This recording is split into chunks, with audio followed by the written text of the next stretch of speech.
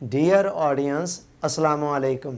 حضرت ابراہیم علیہ السلام جنہیں ابو الانبیاء بھی کہا جاتا ہے یعنی انبیاء کے باپ، اور جن کا لقب خلیل اللہ بھی ہے یعنی اللہ کے دوست،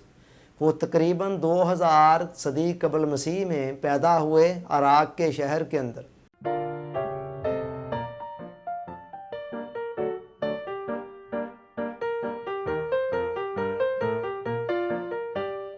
ڈیئر آڈینس، السلام علیکم۔ حضرت ابراہیم علیہ السلام جنہیں ابو الانبیاء بھی کہا جاتا ہے یعنی انبیاء کے باپ، اور جن کا لقب خلیل اللہ بھی ہے یعنی اللہ کے دوست، وہ تقریباً 2000 صدی قبل مسیح میں پیدا ہوئے عراق کے شہر کے اندر۔ حضرت ابراہیم علیہ السلام کی زندگی جوہد مسلسل کی داستان ہے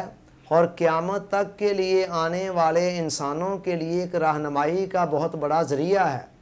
حضرت ابراہیم علیہ السلام کے متعلق قرآن کہتا ہے وَإِذِ ابْتَلَىٰ إِبْرَاهِيمَ رَبُّهُ بِكَلِمَاتٍ، یاد کرو وہ وقت جب ابراہیم علیہ السلام کے رب نے انہیں چند باتوں کے ذریعے آزمایا۔ یہ چند امتحان کیا تھے؟ ان میں سے پہلا امتحان یہ تھا کہ حضرت ابراہیم علیہ السلام ایک ایسے ماحول میں پیدا ہوتے ہیں جہاں کفر اور شرک کا غلبہ ہے، جہاں اپنے ہاتھوں سے تراشے ہوئے بتوں کے سامنے پیشانیاں جھکائی جاتی ہیں، جہاں سورج کی، چاند کی، ستاروں کی پوجا کی جا رہی ہے۔ عام طور پر بچہ جس ماحول میں پیدا ہوتا ہے اور پل بڑھ کر جوان ہوتا ہے، وہ اسی ماحول کے سانچے کے اندر ڈھل جاتا ہے، مگر حضرت ابراہیم علیہ السلام نے اپنی فطرت سلیمہ کو زندہ رکھا، بیدار رکھا، اور کفر اور شرک کے اس سانچے میں ڈلنے سے انکار کر دیا، اور انہیں اس بات کو تسلیم کرنے سے انکار کر دیا کہ یہ ہمارے ہاتھوں سے تراشے ہوئے بت یا سورج، چاند، ستارے انسان کے خدا ہو سکتے ہیں۔ اس پہلے امتحان کے اندر حضرت ابراہیم علیہ السلام سرخرو ہوئے۔ اس کے بعد دوسرا امتحان ان کی زندگی کے اندر آتا ہے کہ جب وہ بت پرستی کی مخالفت کرتے ہیں تو ساری قوم ان کے خلاف ہو جاتی ہے۔ مخالفت کا یہ عالم یہاں تک پہنچتا ہے کہ ایک دن ابراہیم علیہ السلام ایک بت کے سوا سارے بتوں کو توڑ دیتے ہیں۔ قوم غصے سے بفر جاتی ہے اور یہ سوچتی ہے کہ اس کو کوئی سخت سزا دی جانی چاہیے۔ چنانچہ کیا ہوتا ہے؟ آگ کا ایک بہت بڑا الاؤ روشن کیا جاتا ہے جس کے شعلے آسمانوں تک بات کر رہے ہیں۔ ساری قوم تماشا دیکھنے کے لیے تیار ہیں۔ حضرت ابراہیم علیہ السلام کو اس آگ کے اندر پھینکا جانا ہے، مگر حضرت ابراہیم علیہ السلام کے پائے استقلال کے اندر ایک ذرہ برابر بھی لغزش نہیں آ رہی ہے۔ ان کے چہرے پر، پیشانی پر کوئی ملال نہیں ہے، کوئی پریشانی نہیں ہے، کوئی ڈر نہیں ہے، کوئی خوف نہیں ہے۔ حضرت ابراہیم علیہ السلام اس امتحان کے اندر بھی سرخرو ہو جاتے ہیں۔ اللہ تعالیٰ انہیں آگ کے اندر سے صحیح سلامت باہر نکال لیتا ہے۔ اس کے بعد تیسرا امتحان ان کی زندگی کے اندر آتا ہے۔ یہ امتحان کیا ہے کہ جب قوم دیکھتی ہے کہ یہ شخص جس کا نام ابراہیم علیہ السلام ہے، یہ اپنی روش سے باز نہیں آ رہے ہیں اور ہمارے پاس ان کا حل بھی کوئی نہیں ہے، تو قوم یہ فیصلہ کرتی ہے کہ ان کو جلا وطن کر دیا جائے تاکہ نہ رہے بانس اور نہ بجے بانسری۔ چنانچہ حضرت ابراہیم علیہ السلام کو مجبور کیا جاتا ہے کہ وہ اپنے وطن کو چھوڑ کر کسی اور سمت میں چلے جائیں۔ وہ اپنی بیوی کے ساتھ اور اپنے بھتیجے لوط علیہ السلام کو ساتھ لے کر چل پڑتے ہیں، اور وہ جو وطن، جو ان کا ایک مانوس وطن تھا، جس کی گلیوں بازاروں کے ساتھ ان کی ایک شناسائی تھی، ایک مانوسیت تھی، وہ سارا کچھ چھوڑ چھاڑ کر اندیکھی منزلوں کی طرف چل پڑتے ہیں۔ یہ بات جس کو ہجرت کہا جاتا ہے، کہنے میں جتنی آسان ہے کرنے میں اتنی آسان نہیں ہے، مگر حضرت ابراہیم علیہ السلام اس امتحان میں سے بھی سرخرو ہو کر گزر جاتے ہیں۔ اس کے بعد چوتھا امتحان ان کی لائف میں آتا ہے۔ جب وہ ملک عراق سے باہر نکلے تھے اس وقت ان کی عمر 75 ایئرس تھی، 75 سال۔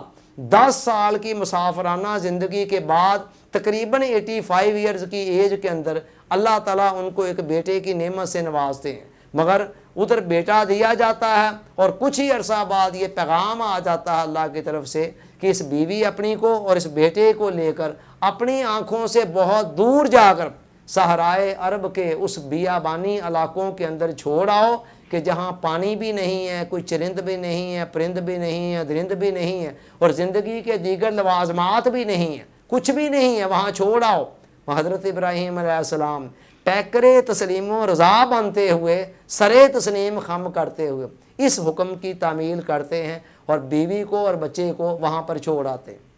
اس کے بعد 5واں امتحان حضرت ابراہیم علیہ السلام کی زندگی میں آتا ہے کہ جب حضرت ابراہیم علیہ السلام کی ایج تقریباً 100 کی ہوتی ہے، 100 سال کے ہوتے ہیں، ادھر وہ بچہ اپنی جوانی کی دہلیز پر قدم رکھ رہا ہے، تو حضرت ابراہیم علیہ السلام کے لیے حکم آ جاتا ہے کہ اے ابراہیم، اس بیٹے کو اللہ کی راہ میں قربان کرنا ہے، اور قربان بھی کیسے کرنا ہے کہ اس کی گردن پر چھری اپنے ہاتھوں سے چلانی ہے۔ اتنا مشکل ترین کام حضرت ابراہیم علیہ السلام اس کام کو کرنے پر بھی تیار ہو جاتے ہیں، بیٹے کو لٹا لیتے ہیں اور گردن پر چھری بھی چلاتے ہیں، لیکن اللہ تعالیٰ کی منشا کچھ اور تھی، محض امتحان لینا مقصود تھا، وہ اس امتحان کے اندر بھی سرخرو ہو جاتے ہیں اور حضرت اسماعیل علیہ السلام یعنی ان کے بیٹے کو بھی بچا لیا جاتا ہے۔ جب ان سارے امتحانوں کے اندر حضرت ابراہیم علیہ السلام سرخرو ہو کر گزر گئے تو قرآن کہتا ہے، اللہ نے فرمایا قالا انی جاعلک للناس اماما،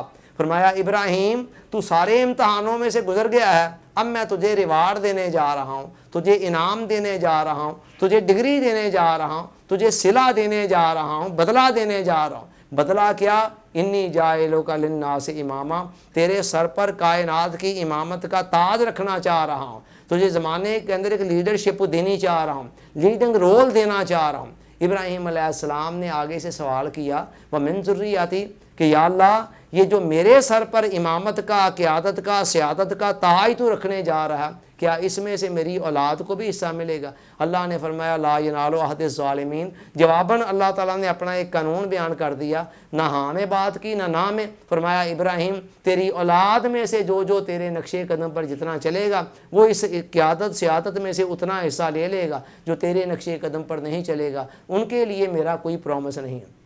یہ حضرت ابراہیم علیہ السلام کی ذات ہے جو بتا رہی ہے کہ اللہ کے لیے جیا کس طرح جاتا ہے اور اللہ کے لیے مرا کس طرح جاتا ہے۔ حضرت ابراہیم علیہ السلام کی ذات اتنی جامع ہے کہ قرآن مجید نے ان کی اکیلی ذات کو پوری امت قرار دیتے ہوئے فرمایا اِنَّ ابراہیم کانا امہ، کہ ابراہیم علیہ السلام بے شک ایک فرد تھے، مگر ایک فرد ہونے کے باوجود وہ ایسے تھے جیسے ایک پوری امت ہے، پوری قوم ہے۔ پھر قرآن مجید حضرت ابراہیم علیہ السلام کے زندگی کو ہمارے لیے ایک نمونہ قرار دیتے ہوئے فرماتا ہے قد کانت لکم اسوۃ حسنۃ فی ابراہیم والذین معہ، کیا لوگوں ابراہیم علیہ السلام کی زندگی اور ان کے سچے پیروکاروں کی زندگی تمہارے لیے ایک بہترین نمونہ ہے۔ ایک اور مقام پر قرآن کہتا ہے ثم اوحینا الیک ان اتبع ملۃ ابراہیم حنیفا، اے میرے حبیب اس کے بعد ہم نے آپ کی طرف وحی کی کہ ابراہیم علیہ السلام کی ملت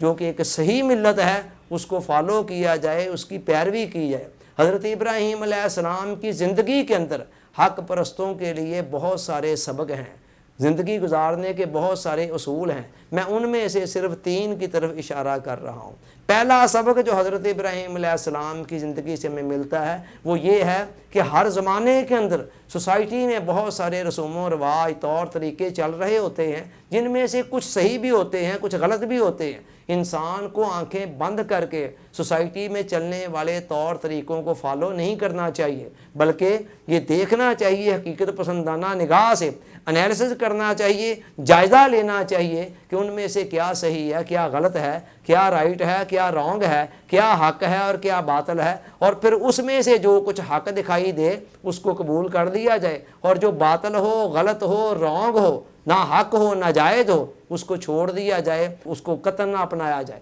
چاہے اس کے نتیجے میں ساری سوسائٹی کی مخالفت ہی مول لینی پڑ جائے۔ دوسرا سبق جو ملتا ہے کہ جب انسان حق کی راہ پر چلتا ہے، اس راہ کے اندر مزاحمتوں کا، مخالفتوں کا، رکاوٹوں کا آنا لازمی ہے۔ یہ اللہ کی سنت ہے، ایک طریقہ ہے، ہمیشہ سے ایسے ہی چلتا آیا ہے کہ جب بھی کسی بندے نے راہ حق پر چلنا ہے، راست روی کی زندگی کو اختیار کرنا ہے، تو رکاوٹیں، مخالفتیں، مزاحمتیں آنی ہی آنی ہیں۔ انہی پتھروں پہ چل کے اگر آ سکو تو آؤ، میرے گھر کے راستے میں کوئی کہکشاں نہیں ہے۔ لہٰذا انسان کو چاہیے، حضرت ابراہیم علیہ السلام کے اسوہ سے جو دوسرا سبق مل رہا ہے کہ بندے کو چاہیے کہ جب وہ حق کی راہ پر چل رہا ہو تو پھر اس راستے میں آنے والی رکاوٹوں سے، مشکلات سے دل گرفتہ نہ ہو جائے، مایوس نہ ہو جائے، پست ہمت نہ ہو جائے، حوصلہ ہار کر بیٹھ نہ جائے، بلکہ کنٹینیوسلی استقامت کے ساتھ